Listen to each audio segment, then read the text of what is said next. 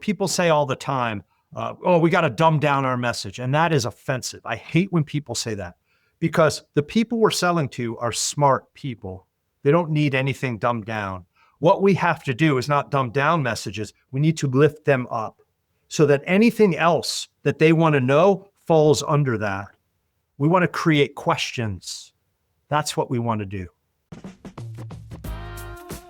I'm Jonathan Gandolf, and welcome to the Content Cocktail Hour, powered by Audience Plus. Our mission is to shake out the deepest secrets of B2B marketing professionals and stir up fresh conversation, all to help you connect your brand with the right audience at the right time. Let's raise a glass. Welcome back to the Content Cocktail Hour. This is Jonathan Gandolf, co-founder and CEO of Audience Plus, and the host of today's episode, where this is going to be a fun episode. Maybe slightly different than our typical episode, but I think slightly more fun than the typical episode as well. I can't even remember how I got introduced to this guest. Somebody recommended him when I said I was a bit of a bourbon aficionado, obviously love marketing, and they're like, well, you got to meet Zach Messler. He's also a bourbon aficionado, also a marketing aficionado. So we're going to have some fun with the conversation today. It turns out our paths share more similarities in the background than that. So we're going to geek out on all things bourbon today, all things marketing today. Zach has been described as the messaging guy, Mr. Boom Shakalaka. There are some stories there we will have to dig into. I'm excited to learn from him as a founder myself, thinking about going from 0 to 1, some of the messaging lessons we can learn. We'll dig into all of that. But before I do that, why don't I stop rambling? Zach, tell us a little bit about yourself, your background, and what you're up to before we dig into the fun conversation today. Yo, Jonathan, man, thanks for having me on. This is awesome. I'm so happy to be here. I don't know who that person was that introduced us, but thanks to them. Hi, I'm Zach Messler. I spent 20 years in product marketing for enterprise tech. Now I work with founders and their teams, product marketers, on what to say and how to say it to attract more buyers and sell more stuff. That's pretty much the story. That's it. Before I ask the question, tell us a little bit about how you've become known as this, the bourbon guy, as well as the messaging guy. I got into bourbon, it was probably like 2007 or 2008. My brother's really into it and got me into it. And I have a pretty big collection, at least I think it's a pretty big collection. And compared to what he has, it's like nothing. So it was probably like 6 or 7 years ago. I like bourbon. I love celebrations and celebrating and everything. And so I decided to kind of meld them together and start doing a bourbon toast. It started as a bourbon toast. And now it's more of an appreciation toast. I always say a rare or otherwise delicious whiskey. I do a post on LinkedIn. I call it the Friday Toast. If you search hashtag Friday Toast, you'll see all of them going back as long as LinkedIn goes. And I've only missed a few Fridays. Sometimes they become a Saturday sip. Sometimes, just the day gets away and you want to be known for something. Don't stop. Find what that thing is, define what that thing is, and repeat it again and again and again consistently. And when you're sick of it, that's when it's just starting to hit. That's the first lesson of the episode, especially in the age of the algorithm. You have to be consistent. You have to be repetitive. And I think you're right. When you're just getting sick of it, some of your audience is just starting to see it. So yeah, you, Jonathan, will be in the Friday Toast this week. I look forward to toasting to you as well, which brings us to the question I do ask all of our guests, not just you, but all of our guests. Should be an especially fun question today. What are you enjoying drinking nowadays? My wife got us tickets to tour the Sagamore Spirit Distillery in Baltimore. I'm outside DC. It's about an hour drive. But so Friday I took the day off. We went to Sagamore, did a tour, tasting, and I got a distillery exclusive. So Sagamore only does rye. So this is the Jester Mead cask finish. And so it's orange. There's a lot of orange spice and zest in this thing. It's good. I'll send you some if you're interested. So a little bit of my background with bourbon. Started a brewery in a previous life, but it was in Cincinnati. We were technically on the Kentucky side of the river. When you're in Kentucky, it's a culture. You mentioned the collections that you've seen and know of. In Kentucky, I always tell people it's like a form of currency for some people in the state of Kentucky. Like there are people that I know that are sitting on collections that is part of their retirement plan. They plan to resell some of these bourbons that have aged 20 years and then sat in their basement for 20 years as part of their kind of retirement plan. So when I was down there, got to know some of the guys at the liquor stores we distributed beer into. They, of course, were always recommending bourbon to us. This was 2014, kind of before bourbon was really, really big. And before this particular bourbon got really big, but Henry McKenna used to bottle and bond, aged 10 years, single barrel, used to sit on the shelf for like $32. It won some awards. Then you couldn't find it anywhere for less than $100. I became known as a Henry McKenna guy amongst my bourbon friends. So I'm not sure if you've ever had it, but that's my like kind of what my brand has become as part of my bourbon friends. So what would happen is anybody would find it, they would give me a bottle, and now I have way too many bottles of it, and it's back on the shelf everywhere. So I have a bottle of McKenna downstairs, and it's funny because the first bottle of McKenna I had, I tasted it and I hated it. It was like gasoline to me. I didn't like it. And soon after that, I was at a family event. There was a bartender. I didn't know this till after, but she was a former whiskey sommelier, junior whiskey sommelier at Diageo. She was Russian. And she said to me in a thick accent, "You know how to sip?" And I said, "Well, yeah, I know how to sip it." And I sip it. She's like, "You don't know how to sip it." And she taught me how to sip a whiskey. So I tried that when I got home. And I'm sure know the gist of this, but to everyone playing the home game, you put your mouth up to the glass and smell through your nose with your mouth open. You get a taste of the whiskey without tasting it. You take a sip, let it coat your tongue, swallow it, and immediately exhale out. And don't worry about what you look like. Eventually you get the hang of it. You will look like an idiot. Then after you do that, take a second sip and do the same thing.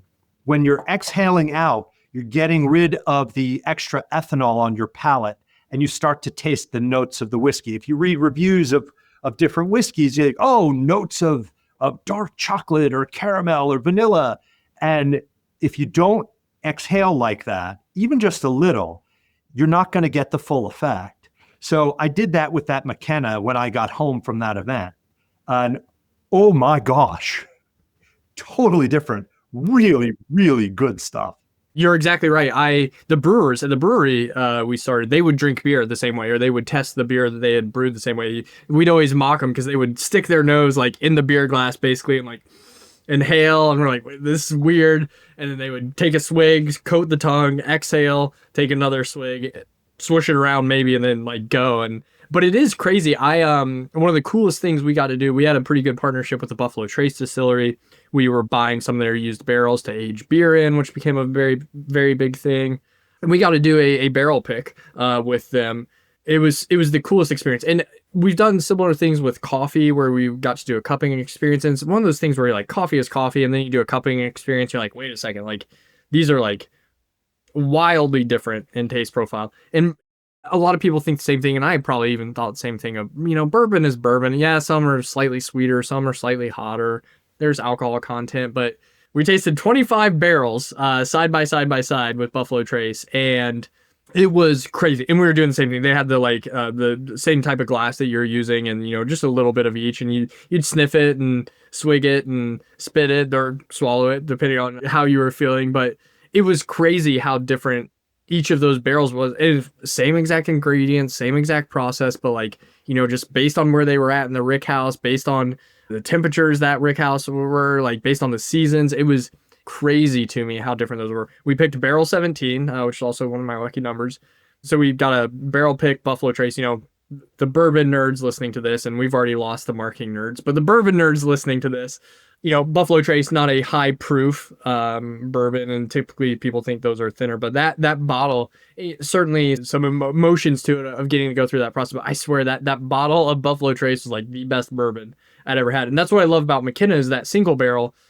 They're all pretty similar, but from bottle to bottle, they will change a little bit. And my wife gets so mad at me. I'll have like 3 different bottles, like half, full. She's like, just finish one. I'm like, no, they all taste different. I'm bouncing back and forth. That's like one of the greatest things in bourbon, in any whiskey really, is that single barrel store pick. Like you go into a store and find their pick. So they have gone on that trip and selected a barrel that they believe is good.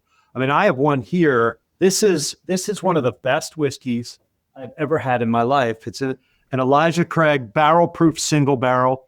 This is a private barrel called The Legend of Mickey Jim, and it comes in at 128.5 proof. and you'd never know it. I mean, it is a vanilla bomb. It is just, oh, it's so good. This stuff is so good. The thing about this is once that's gone, that is gone. I've got so many bottles downstairs, maybe one or two behind me. There's like a quarter of them left that I'm just like cherishing that I just need to polish them off.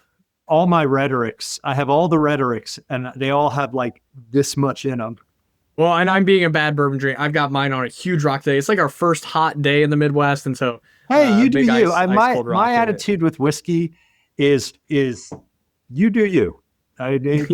There is no right, there's no wrong. There are people who hate that, but the point of it is to enjoy it. And so if you're not going to enjoy it, what's the point? I don't know if you've gotten to read this, but I would recommend this to anybody, whether or not you like bourbon or not. Wright Thompson, great sports author. He's also written a few non-sports books. This is about the history of Pappy Van Winkle. And one of the, I think, awesome anecdotes of it is Julian Van Winkle, who's currently the heir of the Pappy kind of kingdom, if you will. He drinks Pappy with on an ice cube or two and with a lemon twist. And he's like, there's all these snobs out here that, turn their nose up to, he's like, this is the way I enjoy it. So that's the way I'm going to drink. So that always makes it, I'm like, yeah, I'm going to drink it however I'm feeling. You're talking about your McKenna. We are geeking out over whiskey. I'm sorry. It's all marketing good. Nerds. We'll geek out on marketing. I promise. Yes, we're getting there. But I have a bottle in my house. I have a bottle of Pappy 23. Last I checked and researched it, it's probably worth close to, I have it insured. It's probably worth close to $20,000 right now. It's crazy. I bought it on the shelf in 2008 or 2007. I don't remember, but there were tons of Pappy 20. It was up top. And so I knew it was a $200 bottle then. Now I think it's $300 or $400. Yeah. But it was a $200 bottle, $199. They used to have it just in droves. It was just like 20, 30 bottles on that top shelf, and they couldn't get rid of it. So I go into a liquor store, and liquor stores where I'm, it's county stores. So they have what they have. The price is what they have, what it is. They are not legally, they cannot mark it up. It is what it is. So I go in, and there's a sign, Sharpie written, sale, $80. So I'm like, oh, cool. I don't know what this is, but I know that it's a $200 bottle. Hey, so I take one down, I take it to the front, the guy rings it up, $180. Wait a second. So I run to the back, I rip the thing off the wall, I bring it to him, hey, it says $80. He goes, oh, thanks. Reaches underneath, grabs a Sharpie, $1. Can you put that back? And I looked at him, he goes, oh, I'll give it to you for $80. So I bought this bottle for $80. It is the last year that they bottled in Frankfurt. It is the last year of the copper wax top. Man. And it is worth an absolute ton of money. I've had a lot of expensive whiskeys, but there is no way in holy hell that I'm opening that bottle unless it's at one of my kids' weddings. That's so cool. What a story. Well, okay, we've had a few swigs, each of us. That'll make the marketing conversation that much more fun. Who knows? Maybe we return to bourbon, but so what you're up to now, you mentioned product marketing as a background. I think product marketing is kind of having a moment. It's like, I think part of it, and you can tell me I'm wrong or disagree with this, but I think like as the paid demand gen performance channels are becoming more saturated, more difficult, more expensive, it almost feels like the pendulum swinging back to like positioning, messaging, storytelling, all matter. Again, we can't just game the performance marketing channels anymore. And like a lot of this positioning, messaging really matters. And that's how you stand out in the world of AI. Does that perspective vibe with what you're seeing in the space? Yeah, it absolutely vibes. I mean, the reality is that the importance of those foundational things has never gone away. It's always been about the foundation.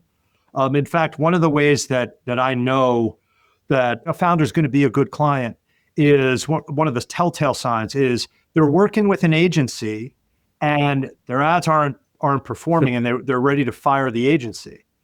And I asked to see their ads and I look at their ads like, well, no wonder, this is terrible. Yeah. So you fix the message, you fix the positioning, you fix the message, you fix the foundation, and everything else operates the way that you expect. Usually bad marketing is not because of the tactics. That's deep. I like that. So what is the process that you kind of run either a business or a founder Sure. or a small startup through to both test, but then also like eventually land the plane on something that you know does work? Yeah. So the first way I work with anyone, I do something called a message clarity workshop. So message clarity is way deeper than what most people think. It's not about simple words. I mean, it is, but it's not just about simple words and avoiding jargon and keeping stuff concise. So message clarity workshop, what we're doing is we're getting to the essence of the offer. We're getting to the essence of what it is that they're selling. Well, I'm starting out in product marketing for tech. I am not technical at all. Never been technical, never will be technical. And yet I had this 20 plus year career in product marketing for tech, where sometimes I'm working with really complex technologies, application platforms, and things with different integrations and that sort of thing. And I don't know tech. So how can someone non-technical be an expert in the product? Right? In product marketing, you have to be the expert in the product, the expert in the audience, because your job is to connect the two.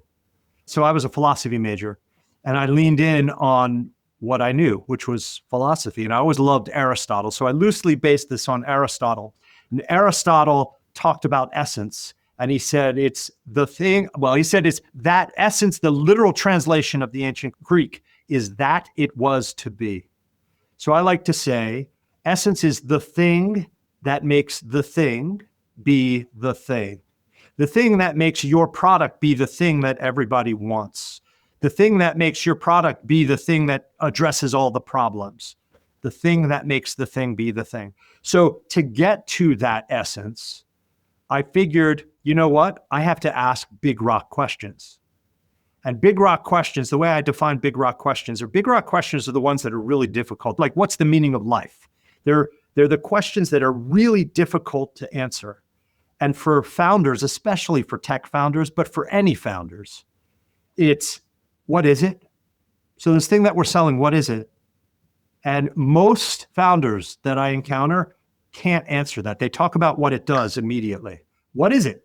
I don't care about what it does yet. What is it? What are we talking about here? What does it do? Not everything that it does. I like that lately I've been using everything everywhere all at once. And people love, founders and marketers too, love to just jam stuff in. No. What does it do? One thing. And we're answering that question. We start with one word. Okay, you have one word. What does it do? What's the root? What's that verb? What does it do? Well, we help people, blah, blah. No. You don't want help. Help, anything anyone buys helps them solve a problem. So help is a weak messaging word. What does it do? We want to get active here. And then the kicker question. So what is it? What does it do? The kicker question. Why does it matter? Not why does it matter to us? Why does it matter to the people we want it to matter to? And that can change.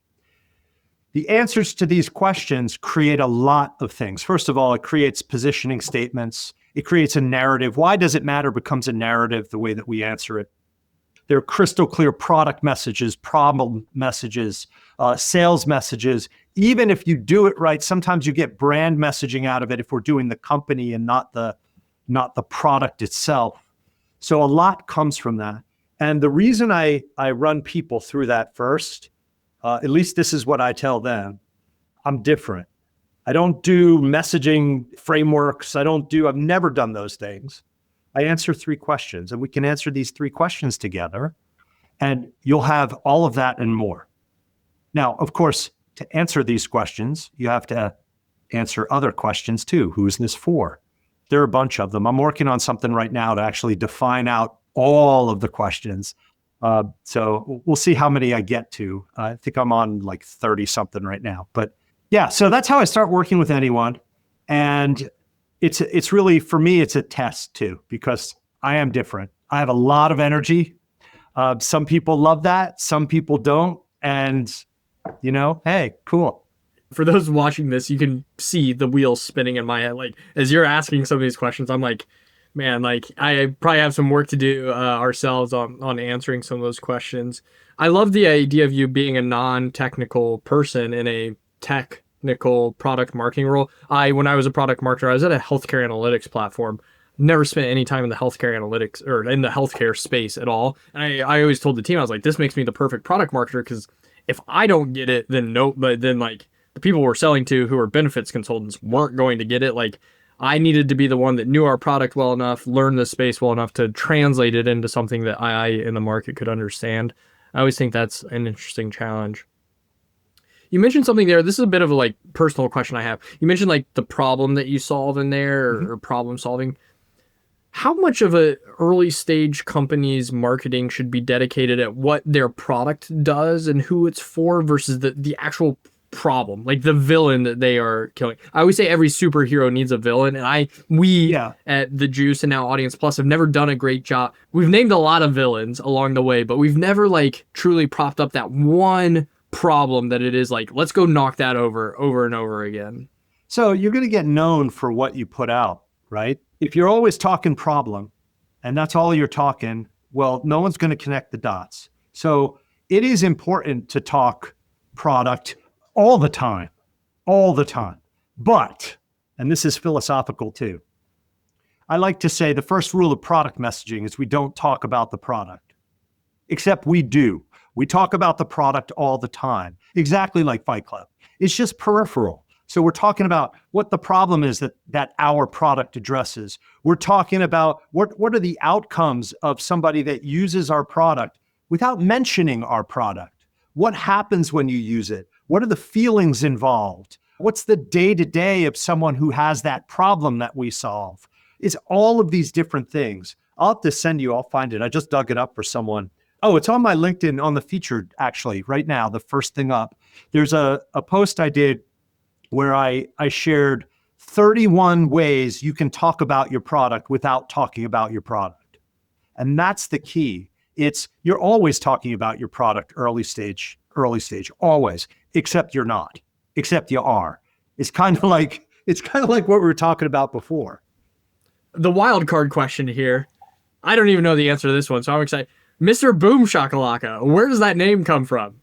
Boom Shakalaka. So I started a hashtag. So when I was a kid, we played street hockey, the mean streets of Cherry Hill, New Jersey. We played a lot of street hockey. And if anybody did something spectacular, you got a boom shakalaka, boom shakalaka. And I brought that to work. And so my last team in the corporate world, I had a team of all super young early 20 something product marketers and content marketers.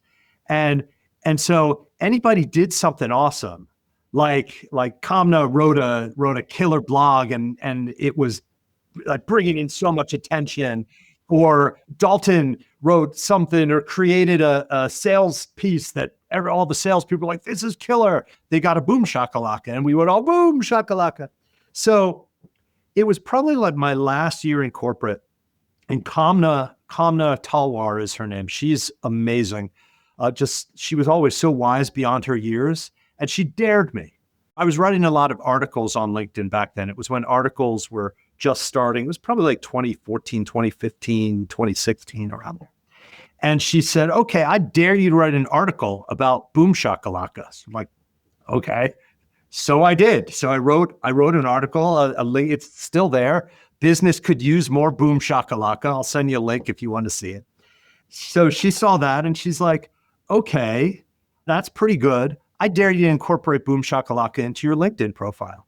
So I did. So if you go to my profile and you scroll down to the experience and look at Appian, which is my last corporate stop, you'll see at Appian, I brought the boom shakalaka to marketing. What's that, you ask? And then I go into what that means. And then the next logical step for me was I'm going to use the hashtag.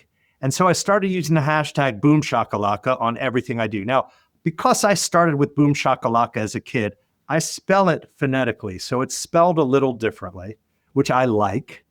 And so I did that probably a few months after that. I was like, what would the emoji for boom shakalaka look like? And so I created that. And so I have my emoji signature that's boom shakalaka. All became part of the brand. And then I knew that I was on the right track because I start getting rando messages from people like, I was thinking about you today, and I see they send a picture of Ben and Jerry's Boom Chocolata or Boom Chicka Pop, or the one I get all the time. Someone, that there's that Facebook meme of like the Boom Shakalak or something. It's the birds. So I get that. People send me that all the time. For me, Boom Shakalak is excitement, it's fun, and it's celebration. And those are things I want to stand for. So that's the energy that I bring. And so Boom Shakalaka was perfect. I love it. You're a marketer through and through, turning a simple kind of congratulatory thing with your team into a brand. I absolutely love that. I'm going to finish with 2 quick questions here. One, back on the product marketing topic. Regardless of business size, stage, what's a good, quick test for a marketer to say, hey, we should revisit this, or actually it's good, we just need to be more consistent with it? How would somebody kind of go through that thought process? Yeah, sure. Well, there are certainly ways. You're talking about with a message? Yes. Yeah. So there's certainly lots of ways you can test a message, and you can use something like Winter, which is pretty good. But with Winter, it's just a matter of if your audience is there. If you're a tech company, depending on who you're selling to, odds are your audience is there, or they can help you find an audience. I don't work with Winter. I don't get any money from them or anything. I just think they're pretty killer. So you can certainly do that. But the other ways is just in the wild. It's testing it in the wild. My favorite place to test in the wild is at a trade show or a conference, because everything is safe there. It doesn't matter what you say or what you do, because if it sucks, people will forget it instantly. And if it's great, well, then you're going to know. First off, you have to make sure that something is concise. Most people think the reason you want something concise is you want it repeatable, not just from a market standpoint, which is great, but in an individual case-by-case sales experience, you want your champion to be able to repeat your messages. You want that marketing, those messaging, that positioning that you've worked on, the messaging in support of that, to land and to keep working when you and no one in your company is at that company. That's why repeatability is so important. So getting back to your question, I always teach, what are we going for? You're doing this right now. When you're saying something to someone and they're with you and they get what you're saying, they give you a head nod, they bob their head. What we're going for is we're going for that virtual head nod. We want that head nod when we're not there. And the way to test that is just test it. Just talk to people, talk to your market, get out in market. That's the most important thing. A lot of product marketers on my team used to be scared to go on sales calls. Now it's a much different world today. It's so much easier because of video, because of Gong, because of all these different tools. I'm going to be old school for a second. There is nothing like going in person on a sales call, live and in person, and just being a fly on the wall and paying attention to all of the reactions, because it's different on video than it is in person. You get so much from that. And you'll know if something's hitting, you'll know, because you'll get more questions. So good. I think especially the lesson of your champion needs to be able to hear the message and then repeat it. Budgets are tight and everything's going through the CFO. Even if they have the budget, they still have to go. They have to go tell somebody who's likely, unless you're selling to the CFO, likely way different mindset than your buyer. They have to go convince that person. They need to be able to articulate it. I think that's so good. And I love the in-person thing. I think the booth is such a good spot. It's so good. So the other thing too, just to add on to that, if you're leading with product all the time, when your champion is going to the CFO talking about your product and it's awesome and it does this, it has this feature, is that feature, you're done. You're done. Features are important, but they're important to connect dots. This is how we do it. At the end of the day, this might be controversial. I know you told me you're going to ask me that question. This might be it. At the end of the day, your features don't frickin' matter. They don't matter. They do. They matter because you may not be able to do the things that your clients want you to do without them. This is how we do them. They may want to know more about them because they're trying to figure out if they can do it on their own. I'll never forget this. There was a stop. We were looking for like a community platform.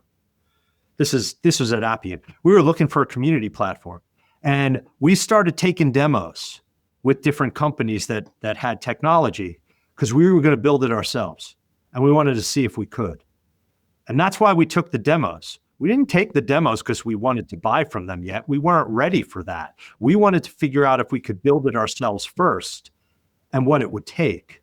We ended up buying something in the end, but all of these sales guys that came in talking features, man, that was awesome for us, because it was like, oh, hey, we could do that. We could do it this. Buy versus build. We can build it. Yeah. Yeah, exactly. So it's important to connect those features to why it matters, for sure.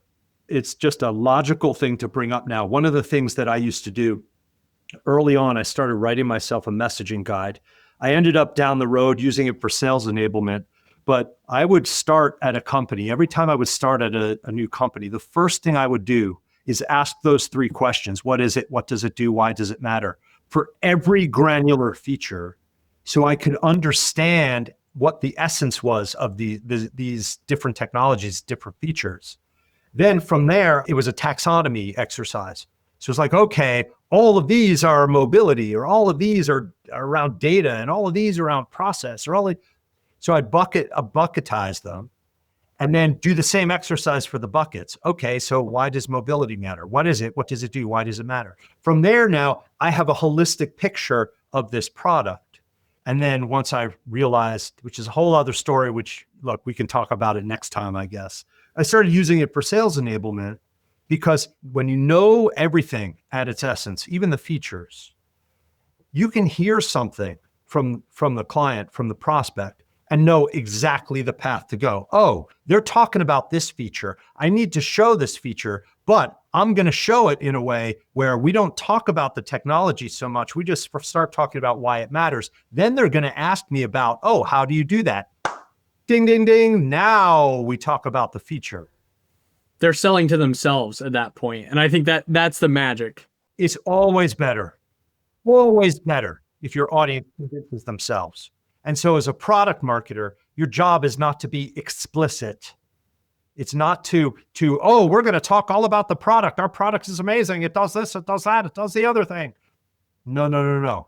We want to be purposefully vague sometimes, which believe it or not, people say, oh, that's not clarity. No, that is clarity, because the clarity is what you have, so that you know what's right to say. It's, people say all the time, oh, we got to dumb down our message. And that is offensive. I hate when people say that, because the people we're selling to are smart people. They don't need anything dumbed down. What we have to do is not dumb down messages. We need to lift them up, so that anything else that they want to know falls under that. We want to create questions. That's what we want to do. You create questions, you create interest. Yeah, so good. Well, we got 2 for 1 with that answer, because you also answered the unpopular opinion, which is your features don't matter. I think we caught that. So the last question I'll ask you is that if people want to learn more from you, what's the best way to do that? Yeah, sure. So follow me on LinkedIn, Zach Messler, ZACH. You can search the hashtag Boom Shakalaka, or zachmessler.com. Sign up for my newsletter on LinkedIn. I just have to check and make sure that my redirect's still working. I have conversations with founders and product marketers on Wednesdays. It's no BS conversation. I'm not gonna have a sales pitch for you unless I think it's warranted. But you can find that at clarityrules.com. It just links to a Calendly. If you want to have a 30-minute conversation, talk about product marketing, message clarity, any of that stuff. Love that. We will get all those links in the show notes, Zach. Really fun conversation. Thanks for letting me geek out over some bourbon with you. Thanks for letting me geek out over some marketing with you. To all of our watchers and listeners, thanks for joining another episode of the Content Cocktail Hour. Until next time, same place. Cheers and boom shakalaka. Thanks, Zach. Boom shakalaka.